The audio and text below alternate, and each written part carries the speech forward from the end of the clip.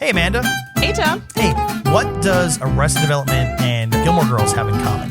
I don't know. What is it? Absolutely nothing. But regardless, let's talk about Arrested Development. I'm pumped. I can't wait. I'm a fresh fan. A fresh fan. You just saw it. I have seen it. I've been a fan since day one. We have lots to talk about. And we'll do that today on Can We Talk About? Hey, can I bring Anne? Who? Anne. You know, she's the girl I'm kind of hanging out with. I haven't met Anne. Yes, you have. Michael had met Anne. Let her in. That's her right over there. Oh, Anne. Yes, Yeah. yes. Anne. I know Anne. Hey, you. She's got a little hard-boiled egg going there. Oh, it's so cute. She sometimes takes a little pack of mayonnaise and she'll squirt it in her mouth, all over, and then she'll take an egg and kind of. She calls it a mayon egg. Are you okay? I don't feel so good. Can we talk about Arrested Development? I would love to talk about Arrested Development. I'm a new fan. You're a new fan. I have been a fan since day one, and I'm proud of that. But I'm embarrassed. Well, I was gonna say it doesn't. I'm embarrassed. It doesn't take away from you being a new fan. In fact, that's actually sort of more exciting because I think anyone who's been a fan of a show like that or something from like a long time ago, meeting people who are just experiencing that first run, like I watched it on Fox and then through DVDs and then the reruns and then through Netflix. And so I'm numb now. So seeing someone who's experiencing it for the first time is exciting. But what's interesting about you is if you just watch it, did you watch all the Fox seasons plus the Netflix seasons, plural? So Okay. I watched the Fox seasons. Yep. Plus the Netflix seasons. Okay. But I did not finish season 5. And Okay. I think because I'm a new fan, Yeah. I don't hate it the way that the OG fans hate it. I do recognize that it is a very different show. I feel like I'm watching two different shows. Yeah, I'll cut to the chase in what because I've actually thought about like doing a video essay on this specifically, but the Fox seasons are, which is like what 1, 2, and 3. They are 22-minute episodes, right? Cut down for time, right? They are concise. But the Netflix seasons, they don't have those boundaries, and they were like one of the first Netflix shows, right? It was like that and House of Cards. Yeah. It was the first comedy. I listened to the Netflix president actually talking about this. Really? About how they brought I was listening to it on the Smartless podcast, which is Will Arnett, Jason Bateman, and Sean Hayes. Yeah. And they had the Netflix president on there, and he was talking about how it was one of the first Netflix shows. Yeah. And they were excited because they were hoping to bring a lot of the viewers from the Fox group over to Netflix with that. So to bring that same vibe, but that bingeable vibe, like he was saying how everybody wishes that they could just have watched Arrested Development all day, every day. Yeah. And now they can because they brought it to Netflix. Yeah. But I'm interested to see what you think about these seasons. Well, what I was going to say too is what's interesting is, and I guess here's the other question, because I think they got rid of the original season 4. There are 2 versions of season 4. There's the season 4 and then there's a season 4 like remix or whatever they called it. That's what I've watched. Okay. Yeah. That I think is better. A lot of people, I've debated this with a lot of people, and the difference being is the original season 4, like there was a Tobias episode and a Michael episode and there was an episode for each character isolated. It wasn't edited like a traditional show. And then they went back and it's okay, let's re-edit it like a traditional show. But regardless, that season, there's no boundaries. There's no executive saying, oh, you need to trim it down to make it 30 minutes or whatever. So there are scenes that would normally be on the cutting room floor on a regular Arrested Development episode on Fox that are just like, this is going on way too long. Like this is just, you could have trimmed this up and made it a beautiful, bouquet. Instead, you're just like, oh no, as many flowers as we can shove in here. And then you have all the fluff that goes with it. And not everything is as great. So I feel like it's almost like if the same episode was trimmed down to a 22-minute Fox, we got to fit in commercials and all that stuff, it would have been a little bit better, but there's like way too much fluff that's just shoved in there. It's not bad. I think season 4 is definitely not season 1, 2, or 3, but then also season 5 is just, that's a whole other planet. Like that should not have even happened. And season 5, I full disclosure, when we decided we were going to do this, I was about 2 episodes into season 5. Yeah. And I was like, okay, we're going to do this episode. I need to finish season 5. Yeah. And I started Gilmore Girls instead. Yeah. Again, for the 485th time.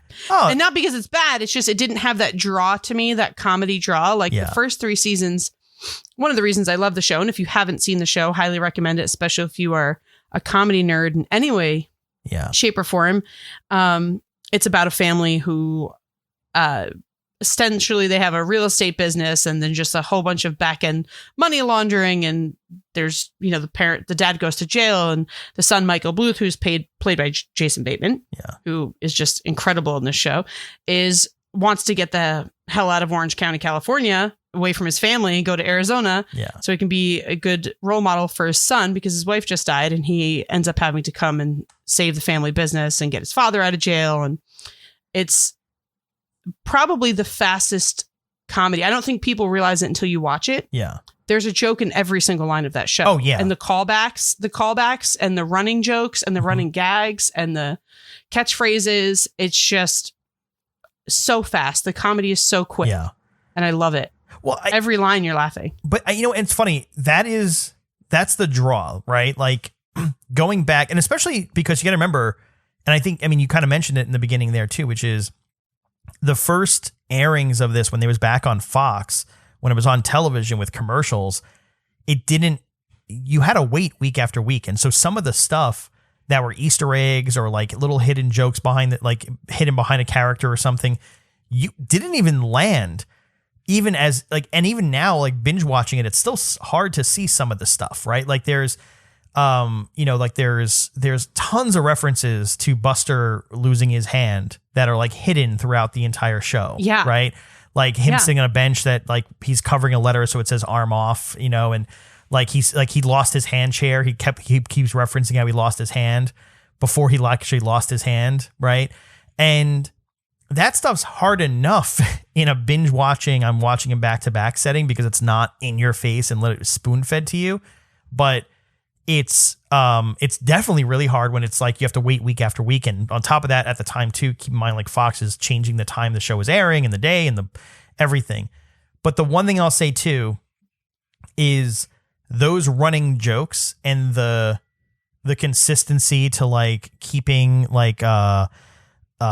keeping things running the way it was, or like a joke that would just kind of continue throughout an entire season arc, is a little bit of its downfall too, right? Because like if I have to hear the word face block one more time, like it's just like, I don't know who thought this was like, oh, people are gonna love this. It gets tiring in season 4, where it's just like, all right, enough of fucking face block. Like it's not funny. And so I think what makes it work in the early seasons is also kind of like it's not as good in the other seasons, because they also carry that into season 5, right? Like the face block continues on into and it's just like, I think that's the thing. It's like, if you have a fun storyline or something that resonates, it's great. But if you're on a long ride and it's like, this is a bumpy ride, it's hard to hang on to.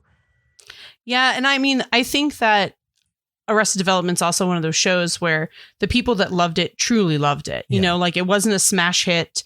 They talk about, actually, Mitch Hurwitz, who wrote the show, talks about with Ron Howard, how Ron Howard, this is his only narration job that Ron Howard's ever done, is Arrested Development. He's the narrator of the show. And they filmed the pilot with no narration. Yeah. And they called Ron Howard and they're like, you said you always want to try it. Could you just read these lines and send it back to me? And at the time, Ron Howard was working on a Western film. And he was like, sure, I'll go into the sound guy's truck on lunch break and I'll just lay down these lines and send it to you. Yeah. And then they put the pilot to test with the narration. And Mitch Hurwitz said that the narration, like the show tested really well. Yeah. But everyone's favorite thing about the show was Ron Howard's narration. Yeah. Which is hilarious, So it was like, sorry, you're stuck on this ride now. But I feel like that got a lot of people in like the Hollywood world. They're like, oh, if Ron Howard's part of the project, I've got to watch it. Attached. Yeah. Yeah, for sure. And I'm embarrassed that I didn't watch it because we've talked about this before. I'm a huge Mr. Show fan. Yeah. I love David Cross. Yeah. I think he's absolutely hilarious. And I also love, there's a cameo by Bob Odenkirk to play a therapist for David Cross and Portia de Rossi, who play two characters in the show that is a couple going to therapy. And it's incredible. Yeah. It's the best scene. I love that scene. I was almost bummed that they burned off Bob Odenkirk as a guest in an episode like that, because I'm like, oh man, there's so many other. That's the thing too, the recurring cast that comes about through the entire show is just peak quality. I mean, Liza Minnelli, right? Liza Minnelli is an old lady with vertigo that they call Lucille too. Yeah. It's another rich lady that lives in their building. And it's just like Liza Minnelli is playing on this show. But there's so many. I mean, Jane Lynch is in there, Amy Poehler, Ben Stiller as Tony Wonder, Julia Louis-Dreyfus pops up. One of my favorites is he played the surrogate, Bob Einstein. He's wearing a camera on his head. And even a professional has their breaking points or whatever the line is. But yeah. And I don't know if you know this, but like the entire inspiration behind the show originally, like for Mitch Hurwitz, and the thing is, I'll preface by saying he put it so far away from it that it didn't turn off to be like some parody of that family, but it essentially was a parody of the Bush family. I did not know that. That's hilarious. There is a picture of Jeb Bush riding on a Segway, which was the inspiration for why Job was riding on a Segway for like the first half of the first season. That's like one of my favorite things I think the first season I was obsessed with the fact that Will Arnett, who plays Job, is just does everything on a Segway. Yes. Doesn't ever step off of it. It's the best. Yeah. And it was all based on a single photo of the Bush family going on like a Segway tour somewhere. That's incredible. And that was it. That's why it's, Job instead of Jeb. Knowing that is like a fun fact. It's not like, now it makes all sense. It's like, no, it doesn't necessarily make sense.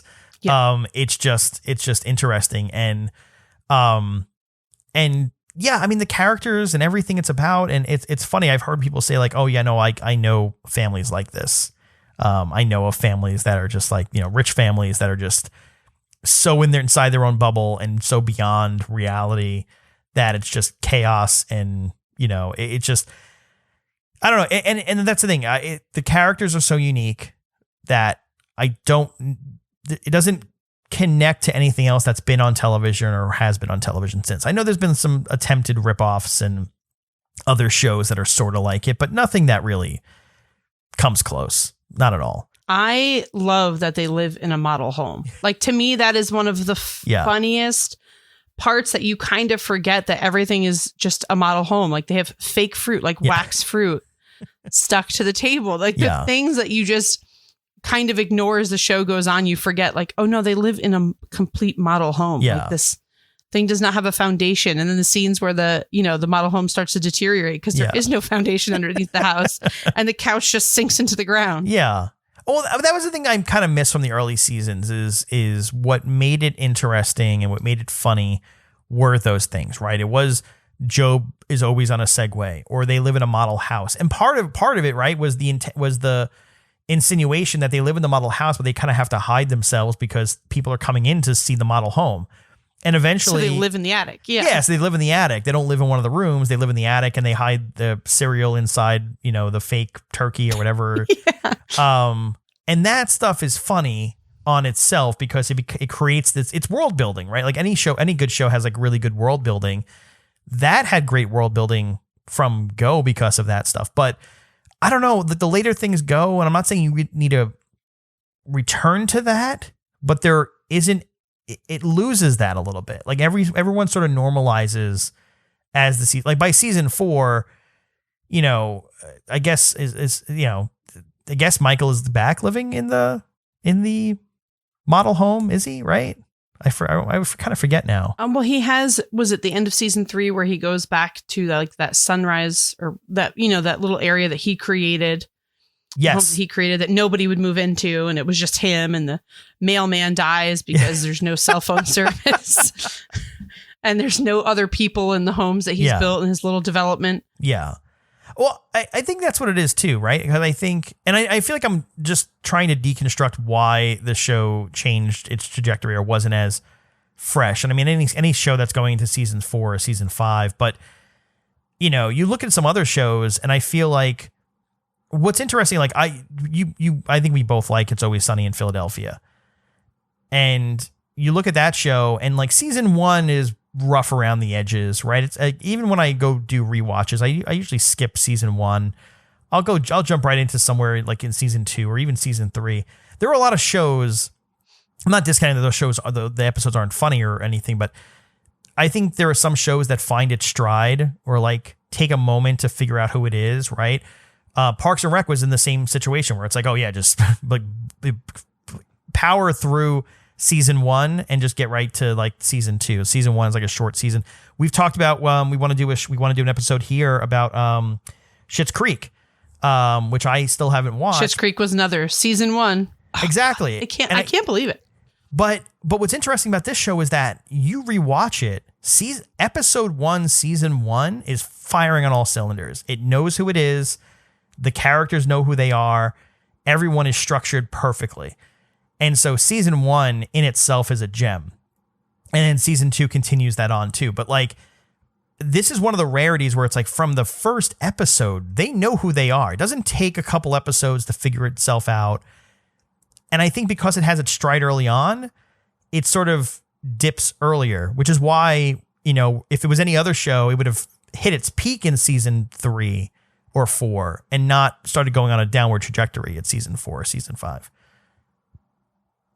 I mean, I do understand why they brought it back because there was such a, you know, you couldn't end such an incredible show that way. Yeah. You know, like it deserved to have a little closure.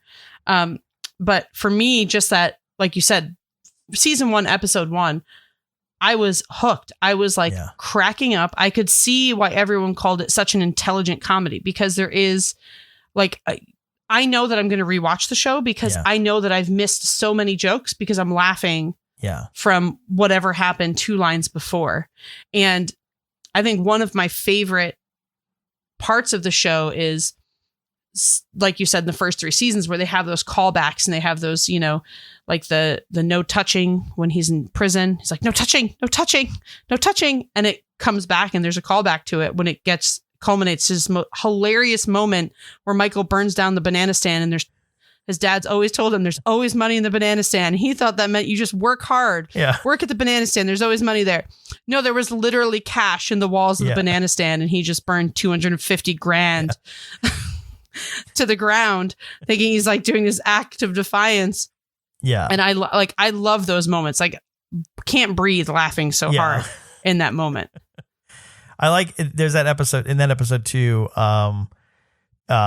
where he asks the flamer, right? He asks him, he's like, you know, it's like Michael was gonna have to do some digging, like that, like his narration. He goes, "Did you burn down the banana stand?" He's like, "Oh, most definitely." Like just that was the just that interaction right there where it's like, absolutely, Michael was gonna have to do some digging, and then he literally asked, he's like, "Oh yeah, most definitely." Just all that silly stuff where the juxtaposition with like the narration versus like what's happening and the narrator calling out like, you know, no, he didn't, or, you know, like all that silly stuff is really funny. I go back so many times and I try to figure out beyond, like, lots of shows have great writing, right? But like what's like some of the secret sauce, like what's some of like the what makes this show great? And I think a lot of it was luck too. I mean, Michael Cera is perfect to the point of like, you can't see him in almost anything else he's ever been in. He basically plays himself. But like you find a young kid like that to like play that role. He plays it so perfectly. Like, you know, it's one thing to go in and cast, David Cross in a role, which by the way, like little things in that favorite role. Character of the whole show for me. Oh, that is hands down my favorite character. Tobias Funke. Yeah. He thinks it's really weird. Like watching Tobias, like, you know, like everyone, one of the funny things I remember David Cross talking about somewhere is how he fought it was his idea to have a mustache as that character. And he was like, I think this character would have a little mustache. And Fox tried to fight him on it, and everyone tried to fight him on it, and he just like showed up and he was like, I'm wearing it. And it's like a defining part of that person. And it also changes the look of David Cross's face, where you almost forget that's David Cross. I mean, you really do forget that's David Cross. It doesn't connect to being David Cross at all, because it's a completely different person, that mustache. Jason Bateman's just so great in it. And, almost like Michael Cera too. And that makes me wonder, like, how much of their real personalities are in these characters, because, Michael Cera is George Michael and Jason Bateman 100% is Michael, Will Arnett is Will Arnett, Job. Like, is that just him in real life? I don't know. I mean, Will Arnett as Job is probably my second favorite character. Him being a magician. And then in what is it, season 5, where he eventually has sexual relations with the other magician who is played by Ben Stiller. Yeah, it might have been. Is that season 5? Tony season Wonder. 4, yeah. Tony Wonder. That's what it is, and it's just like that whole world of magic. And he's like, it's not magic. These aren't magic tricks. It's illusions. Yeah. And he tries to make the yacht disappear. Just the absolute absurdity of it, but also just how passionate he is about it.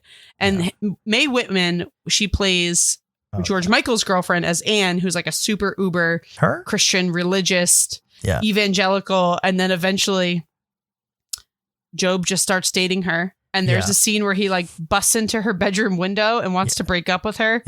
And then in the morning they're eating cereal and he's wearing her nightgown and she's wearing his like $2,500 suit, and he tries to break up with her and he's just like, and he can't get the words out. That is one of the funniest scenes I've ever seen. It is so funny. Yeah. I don't know. Have you seen the other show he's done recently? Will Arnett on Murderville? I have not seen it yet. I feel like you'd love, because I think I would love it. You would love it, and then on top of that, there's a little bit of a crossover because the girl from Schitt's Creek is one of the guests on that show as well. Ooh, she has an episode, and hers is actually one of the funnier ones too. So, but that's the thing, is like, and Buster is like, Buster's so uncomfortable to love, but you do. He's just so uncomfortable. I mean, that was the thing that I love about, like, Buster becomes, I don't know, there's so much that happens in like the first and second seasons, like On Young and Buster going into the army and all this other stuff. That's just, it's personality of the show itself versus just being like some arcing like sitcom with like remember the episode where this happens? It's like, no, it becomes like ingrained as part of the ethos. The stair car, right? Like what other show has something where it's like iconic, where it's like it's a stair car and that's just how they get around. And it's that absurdity of like they were a rich family, or they are a rich family, however you want to look at it. Dealing with their money going away. Like another show that you tend to like. I'll watch it, I promise. But I don't know, like it's just the way and they deal. Is that like just I guess, how does this compare to, is that a fair comparison? Because I feel like that is like very much the same. So I would say the premise, maybe, yeah, like they lose their money, but with Schitt's Creek, everybody kind of has a really beautiful redemption arc in the end. They all grow as characters, they all grow as people, and the end of the show is just truly beautiful. It wraps everything up so nicely. Where this, so far to the end of the show, it's like you kind of, no matter how much they grow as people, they just never change. Yeah. Hence the name Arrested Development. Yeah. And there's a part in the show where Michael, played by Jason Bateman, is talking about how, there are some people who just, cannot grow, and they call it Arrested Development. Yeah. And that's essentially this whole family. Even his character, who you are rooting for in the beginning of the show, you're like, oh, this poor guy. Yeah. His family's such a wreck. Yeah. And then you're like, oh, he's kind of a mess too. In Arrested Development, they almost go the opposite direction. The longer the show goes on, the worse the characters get, or the worse you learn about the characters. And so it's not fun anymore. Like, where like Lucille can be all like fun and she's quirky and she's, she is who she is. But she's not harmful. And then you start learning a little bit more about her, and it's like, oh, no, she is harmful. She is a little bit evil.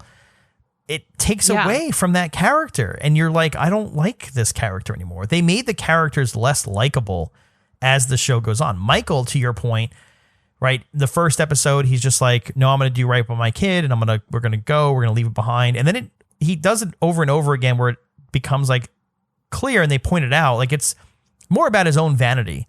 Like, they don't even realize he's gone. And he's doing it for himself. And then he becomes a lot more vain down the line, and the characters become less likable as time goes on, which makes you like them less. And then at that point, it's like, what am I sticking out for? Who am I here for anymore? There's no one to root for. Yeah, I will say that the person that I root for basically throughout the show to the end is definitely Buster. Yeah. Buster is just, I mean, obviously I love Tobias, but like Tobias is just his own version of character. But Buster, even the end when the army gives him the giant hand, and they think that they've created this like secret monster that's going to help them, whatever they need them to do. And he just doesn't want to hurt anything with this giant hand because he doesn't want to be a monster. But you just like, I continually find myself rooting for Buster and just feeling so bad for what Lucille did to him. Yeah. And I mean, he has some of the best lines in the show, like his whole character, his obsession with his mother. And then he dates Liza Minnelli, who is they call Lucille too, to piss his mom off. And then even when he loses his hand to a seal, he goes into the ocean because his mom told him he's not allowed to ever go in the ocean because it's too dangerous. So to rebel against her, he goes into the ocean, and someone on the beach yells, "Watch out, loose seal." Like there's a loose seal in the ocean. Like, of course there's a loose seal in the ocean. They live in the ocean, but someone's like, watch out for Lucille, which is like, showing him to watch out for his mom. And then he gets his hand bit off by a loose seal. Yeah. His first time ever going swimming in the ocean. Yeah. But that's a good point. I mean, I guess he's the only redeemable character of the rest of them, right? Like everyone else really goes down a hole of being, does Job? Well, at the end, doesn't Job do another show with? Because I cheated and I was like, I need to know how this ends. I need to know if I just need to go for this, and I never do that. But I believe at the end he does a magic show with Ben Stiller. Yeah. And they come out of the closet, so to speak. That's part of their show, and then apparently somehow liquid cement pours into the prop that Ben Stiller's in, and just Job comes out of the closet and Ben Stiller's like encased in cement. Yeah. And I feel like that's the end of his story arc. So I don't know, because I'm not done. So I don't know if he gets redeemed in any other way, shape, or form. Yeah. Well, we got to talk about the other part of all this too, which is, behind the scenes, there was a little, like the season 5 was released. Well, I'm saying this because it connects, right? Because there was always, by the time they finished filming season 5, and then Netflix released it as 2 parts. They released season 5 part 1 and season 5 part 2.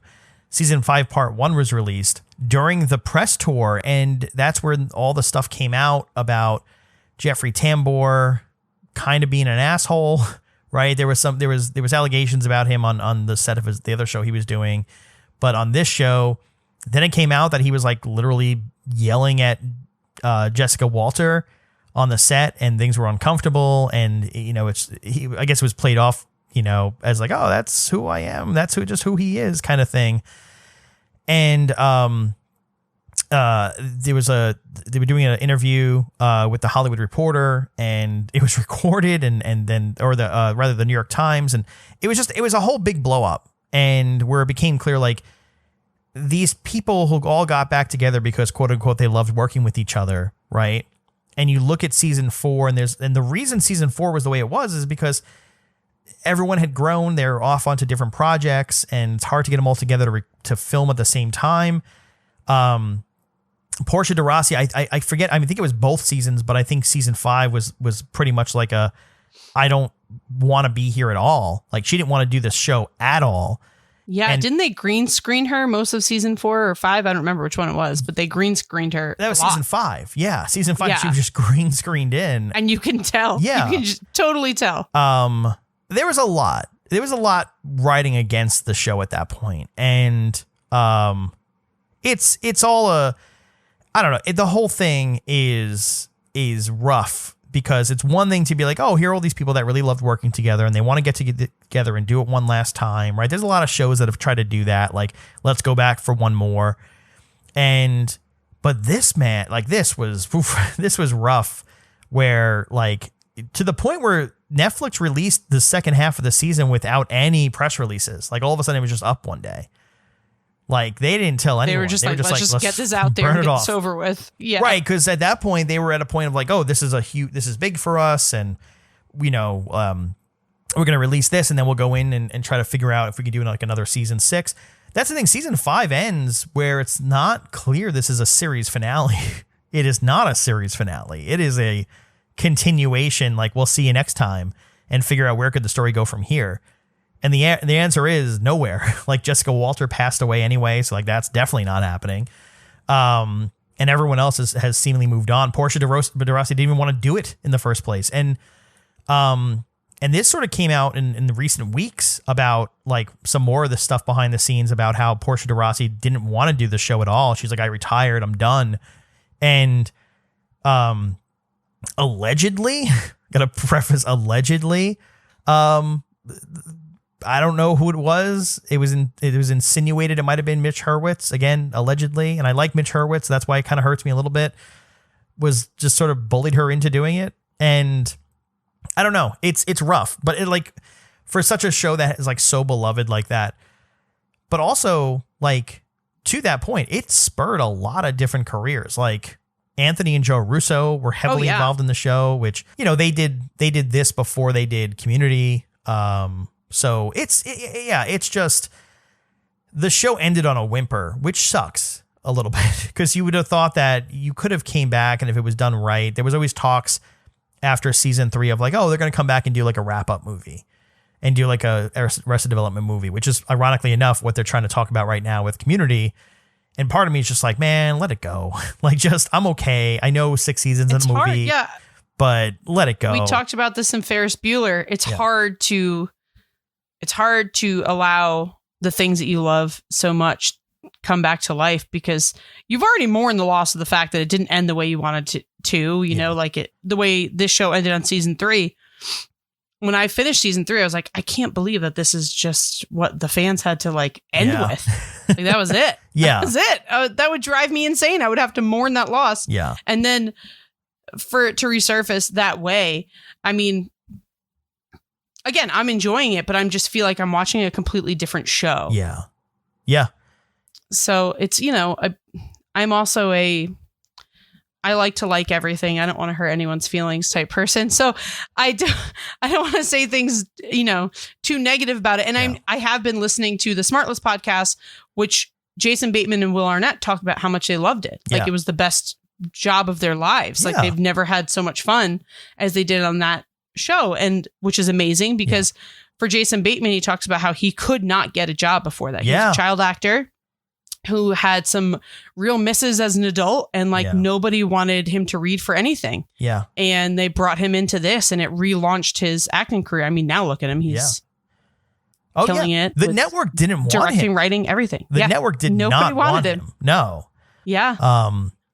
But look, it's a good point, right? Like I don't like the downsides or like the negatives of sort of what came out or allegations or any of this stuff. Like there's nothing so dark where it's like, oh my God. Like what it really was is like someone didn't want to act anymore and they were yelling at another actress on the set, right? It's not great, but at the same time too, it's not something so terrible that it should take away. And always got to be careful when you say this stuff, right? Because it's like, oh, with allegations, ... It shouldn't take away from the art, right? There was I was a huge Louis C.K. fan. I can't watch a single thing that man has done before or after. Like there's a whole other level there. It makes me feel like I have to take a shower. Exactly. Yeah, I can't even. I hate that I enjoyed him as much as I did without knowing that. Yeah. And there is a line that exists somewhere, right? That's a whole other level of things. This, however, it's like yeah, it was behind the scenes. Some people weren't getting along, or some people were fighting, or someone was being, a diva on set, and so on and so forth. Like, if that's the worst of it, okay. Like that's if it wasn't. But the thing is too, and this is more of a question. I have a hard time with it, and I don't know if it's just me. When I go from seasons 1, 2, or 3, if I go from season 3 and then go to season 4, this is an actual question from me to you, Amanda. I have a hard time seeing how the characters aged. And the thing is, Devil's Advocate wasn't that long, right? Season 3 ended in 2006. Season 4 came out in May of 2013. It's not that many years, but they visibly aged. A lot of and especially you look at the 5th season, and that is 10 years after season 3, more than 10 years. It's 12 years. There is some visible aging on some of the characters. And especially when you jump, because season 4 is supposed to pick up exactly at the end of season 3. Gob is a little bit more bloated than he was on the boat at the end of season 3. Now with the first episode of season 4, what happened to his face a little bit. I have a hard time with that. It's also something I acknowledge is a little unfair to the actors, because I'm like, aging is aging, but it takes me out of it. Am I wrong? Well, I think what it is just a reminder of the gap between the two seasons too. I mean, like, when you watch shows like that, especially someone like me, perfect example is Game of Thrones. Yeah. Sometimes we were waiting a year plus for them, for the newest season.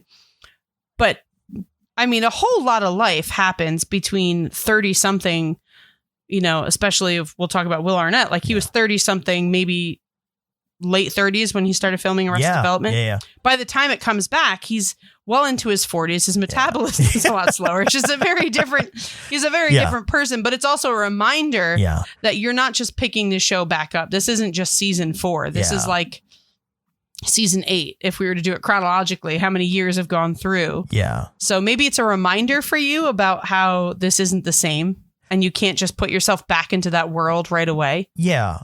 And they changed Michael Cera's character, right? Like, Michael Cera's character grew up between them and there, right? Yeah, them and there. College Michael Cera is a very different exactly. But version of George Michael. Michael, Gob, all these other characters, Buster, they're all theoretically, they're all adults. They are who they are, and they're not really growing that much, or they're growing in the wrong direction. Characters grow, that's the whole point, but their personality traits and who they are pretty much the same.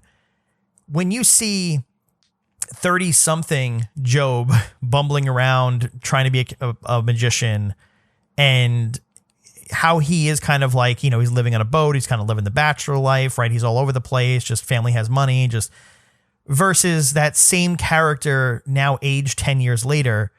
So now he's in his 40s and he's still trying to act like a kid or act younger. I mean, that's the whole point of, like, when shows cast someone, like, hey, we're looking for someone in their mid-20s. We're looking for someone in their late 30s. Like, at this point, he's almost trying to play a character 10 years younger when he's older and visibly older. And then, I mean, the Portia de Rosa, like, she obviously, like, she had work done and stuff. That's a whole different, literally night and day human person. It's like, it doesn't even look like the same person. That's a vastly different thing. I'm not even talking about that. I'm talking about natural aging characters. I mean, even her character, though, you can explain that away because her character is obsessed with plastic surgery the whole show from beginning to end. Yeah. So at least she had a storyline to back that up. I think, to your point, is they knew that everybody had aged, but they didn't let the storyline age with it. Like, they just picked it right back up. Yeah. And had they picked it up like 7 years later, blah, blah, blah. George Michael has... I mean, the fact that they have Maybe, who is supposed to be, his George Michael's cousin that he's in love with, who's not really his cousin, but he's still in love with her. That whole storyline is so uncomfortable and hilarious at the same time. It's the best. Yeah. But the fact that she's awesome. Like, her and Michael Cera, she's a great actress, and her and Michael Cera are still best friends to this day. Yeah. But season 5, she's supposed to be like 20 years old, and she looks like she's well into her 30s. Yeah. which she should be, you know what I mean? But they aged her so poorly. I'm like, this poor girl. Yeah. She literally starts playing a character of an old character. Yeah. Like her hair is gray and she's her mom's campaign something or other. But maybe if they had picked it up that way where they had you're expecting to see older characters that way, but they didn't. They acted like it was just 2 weeks down the road. It's a good point. I mean, I feel like because of that gap, if they jumped, like I feel like maybe what they tried to do was pick up whatever ideas they originally had for what season 4 would be had it not been canceled. Or because remember, season 3 was cut down, right? It was originally supposed to be 22 episodes. Season 2 got knocked down to 18 episodes. Season 3, mid-filming, got knocked down to 13, right? I think it was originally, and don't quote me on this, I think it was originally slated for 18 and then got knocked down to 13 from what they would have been originally 22. So like from 22 to 18 to 13, they got knocked down. And trying to tell a story of like, you know, what would have been like a 22 episode season back down into 13 and condensing it, you know, for good or bad. But like, you're right? I think a better way to pick up the show in season 4 would have been clean slate. Let's learn about these characters. Because at that point too, right? Like when you went into episode 1 in the first season, you're like, all right, I'm here to understand who these characters are and the setting they're in. If you go into season 4 with that same thing, right? The audience is here. They are ready and willing to find out what happened to the characters from the show I love. So to have them sit there and learn over the past 10 years or 7 years, whatever it's been, here's where Michael is now. Here's where George Michael is now. And like figure out where these people are and then reconnect them back to the story. That would have been a much better way to handle that. But to just pick up from there and be like, all right, same story you knew. Everyone looks a lot different, but here we go. Yeah. I feel like that takes you out of it. That's a great point. And also, I mean, let's not forget cameras. They got a lot better higher in def. That gap of years. Yeah. High def. So those, you know, nice blurred faces that they all had in season 3. No, we can see those wrinkles now. Yeah. Jessica Walters trying to have them like rub Vaseline on the lens a little bit, like, you know, like Barbara Walters used to do in the 90s. Just like rub Vaseline on the lens a little bit. Just, you know, help give me a little bit of a glow. But that's a great point. I think too that is that's a little uncomfortable. Like because I mentioned it before, I'll say Gilmore Girls did that, right? Yeah. So the show ended, and instead of coming back to continue the storyline, they let you have that gap of time because no one looks the same. Yeah. I mean, they do, like not even in the same world of looking the same. Yeah. So that time happened. They told you what happened during that time. And then it only took a few minutes of the first episode for you to really gather what happened. And then you're bam, right back in it to the characters that you love. So I think that's probably why the aging bothers you so much. Yeah, exactly. I don't know. I think it definitely could have been dealt with a lot better. But to come out of this, two things. One, we need to do an episode on Community because I think that's a whole other thing. Which, by the way, Mitch Hurwitz, creator of Arrested Development, shows up on Community 3 times in that show in Community. And also, I think the way that show grew, because that show had a similar story of like it was on NBC, had hit some rough waters for a while, and then was canceled, and then had a season on everyone's favorite streaming platform, Yahoo Screen. The best. I mean, the best. Can't believe it's gone. The most well-known, most subscribed to streaming platform on the universe, Yahoo Screen. And then speaking of Gilmore Girls, I have to throw this out there because it's just a fun story that I think is hilarious. Rory, who, by the way, see, here's Alexis the thing. Bledel? Yeah. Alexis Bledel? Yes. Who just got divorced. Oh, I did see that. They met on Mad Men, right? It's the guy from Mad Men. I'm not a Gilmore Girls fan. I just know a lot. I can get to Gilmore Girls from anywhere, I'll tell you. But she had a similar storyline too. It's like, well, we were talking about like, as the show goes on, the characters become not great people. Yeah. Rory is not a great person. Like if you go back, she's a brat, right? But is that from the beginning, or is that like you figured that out by the last episode of the Netflix season? Well, the Netflix season, it's just I mean, she's Logan Huntsberger, who was her high school boyfriend. She's still having an affair with him while he's engaged to a French heiress. And every time the French heiress has to go back to France, she's there smashing him. She's there to just smash good old Logan. Okay. And then go on with her life. Yeah. That's not a great look. And then this whole time she's got a boyfriend who she keeps forgetting that she has the boyfriend, and he just keeps showing up to places, and he's just like really lovely man. And she just keeps forgetting that he's there, and she keeps forgetting to break up with him. Yeah. So just like not a great look for her. And the end of the season, she's pregnant and you don't know who the father is. But you don't even know if she knows who the father is. But that's what I'm saying is like, is that her through the years? Like if you go back and watch the original WB Gilmore Girls, like is she just been a bratty, self-absorbed person the whole time, or is that just what she becomes? It's what she becomes. Okay. There were moments of it where she was bratty, but she was definitely more played as the doe-eyed sweet girl who loved books and loved to read. And then slowly as she gets older and gets into these relationships, you know. Yeah, well, she gets some crappy tendencies. There's a lot of shows that obviously do that, right? Like where the main characters, you're not supposed to like them. Like I just finished Breaking Bad. I was reading an article of Vince Gilligan with the New Yorker, and he was explaining how like people latched on to like Walter White as a good guy, and they're like, it's not supposed to be a good guy. Like people were like mad at his wife at Skylar for being Skylar, and they're like, like how dare she not let him run his meth business? Like, oh, what a unsupporting wife she's been. And like it said it bothered him like how much hate she got when it was like, no, she's the good guy. And the same thing goes back to Arrested Development. It's like, like the characters are oblivious, right? We know that from the start. Completely oblivious. Right. They're in their own bubble. They're a rich family, and then the rug is pulled out from under them. There's so many great lines from the show that are based on that. But as the show goes on and you watch them grow, and especially some of the maybe and George Michael, especially, you see them kind of diverge on paths, right? Because they have to grow. They're growing up. They're becoming adults. And you see,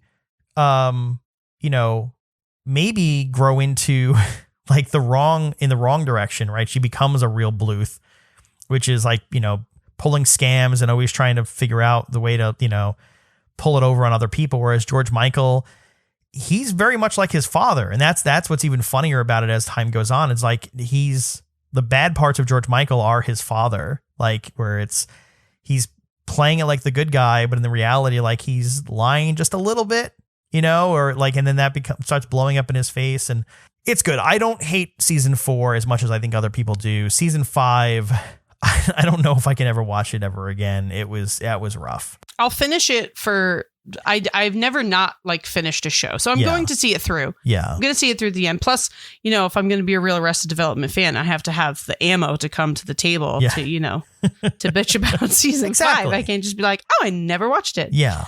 So I will finish it. And I mean, I still have, even at, season 4 and the beginning of season 5 that I've watched, I have love for the show still, like I'm just so happy to see them again. Yeah. But, and it's sad too, because I do, I listen to Jason Bateman and Will Arnett talk about it on their podcast, and they are so like if someone asked them to do an Arrested Development movie right now, I think they would do it. They just loved working together with, I'm guessing everyone but Jeffrey Tambor so much that they just, it's truly a family to them. Yeah. So that is sad when shows like that have to have an ending the way it did. Yeah. But it's still so damn good. It's one of the smartest, most intelligent comedic shows ever written. Yeah. Honestly, I think the hardest thing for me too is like, I wish Miss Hurwitz would do more stuff. Like he really hasn't done, I don't know if I did watch the thing he did with Will Arnett, Flaked, which didn't last very long on Netflix. Did it last 1 season or 2? I forget. I'm not sure. I never watched it, but they did talk about it. If he could do something else in the vein of that, and nothing like Arrested Development, but just he's so good that I'll probably give everything he does a shot. So yeah, I'll bring it back to where I started with this too. Is like, I think that's the part that gets lost a little bit. Shows for streaming services where there's no network executive telling you to trim this out or pare this down, or you can't say that on this network. Like there's a line George Michael says in like asking maybe like, hey, want to stay in and watch, and they bleep it, and the subtitle is just teen I forget what the words are exactly, but it's like, teen detective drama on a competing network. And it's very clearly, it's very clear he's talking about Veronica Mars, but like the way they have to bleep it and they're like, you can't reference a show on another network. I legitimately don't know if that was the joke or that was coming after a network note. It's hilarious still. Right. It's hilarious. Exactly. And it's just like, like sometimes you need those bumpers to like force you, like you need to work within a lane. If someone's just like, hey, here's $1 million, you can go make whatever TV show you want, you're going to make David Lynch kind of stuff. If the network's like, hey, we like this idea, here are some notes, right? No creatives like the notes. Sometimes it's almost necessary. Sometimes it sparks creativity where it's like, all right, if you can't do this, then how do we tell the story? And it forces them into being more creative with it. And especially in season 3 of Arrested Development, there are so many jabs at Fox. Like there's the one episode where it was very clearly a network note where it's like, oh, you have to have like something we can tease, some kind of like tentpole kind of thing. And it's like, this tonight, one of these people will die, and they flash everyone. And then all of a sudden it's like one-off character. And they tell you early on, they're like, we'll just tell you now, she's the one who dies. Like, it's okay. She's old and racist. Like, it's very clear. Like they're trying to do what Fox was telling them. And they're like, oh yeah, cool. We'll do it. And then they're like, well, how do we do it? But where it's our voice still. And it's still making fun of it. Yeah. But you get to Netflix and it's like, oh no, I want to run an episode for 74 minutes. The one that stands out to me, I don't know if because you've seen it recently, maybe is talking to George Michael about Lucille 2. And he's like, who?